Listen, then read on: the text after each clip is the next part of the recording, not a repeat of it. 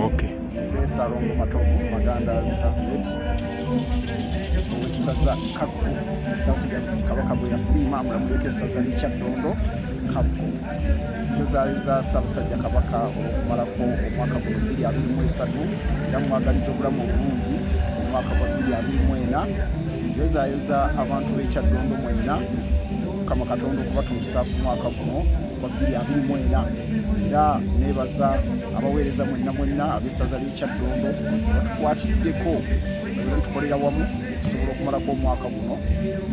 Neebaza Mukama Katonda okubeera ng'atuwadde amaanyi n'atuwa na buli kimu okusobola okutwala essaza lyaffe mu maaso era bakubiriza okubeera nti omwaka 2024 tukolere wamu okusobola okutwala essaza lyaffe mu maaso.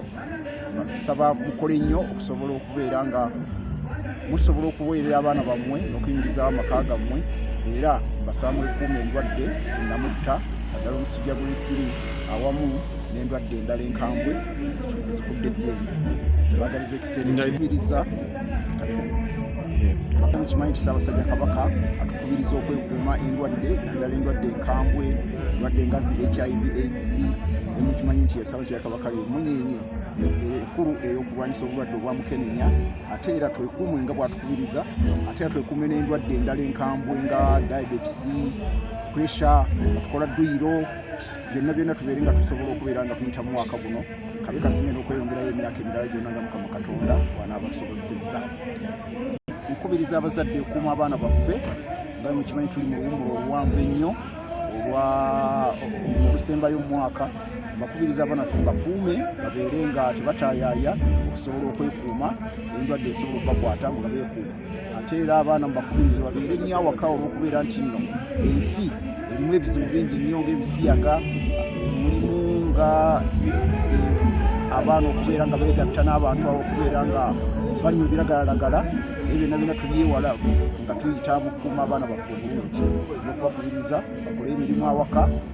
Training esooka omuntu nga awunjula omwana bino baana mu ssomero basangayo bitono n'awaka omwana waalina okusanga okutendekebwa okulungi okusobola omuyisa mu nsi eno nga temukaluubiriddwe.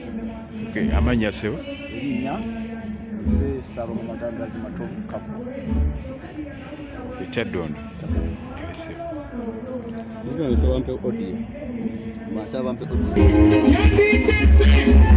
News Uganda singa bajira tuwana kulibiri emengo okuka ya CBS malako omwaka 2023 kwina 2024 twadde n'omutima Kaggo Magandaazi yageza abantu bakabaka omwaka gw'ekyaje n'okumalako omulungi omwaka guno okuzaza Ssaabasajja Omwagalizza Omuggya bakabaka bazze wano kulibiri emengo